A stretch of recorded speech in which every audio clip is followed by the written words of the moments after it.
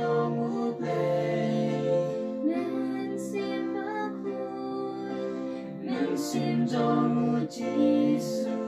nên xin bác hối Mia royami imane ame mani inyame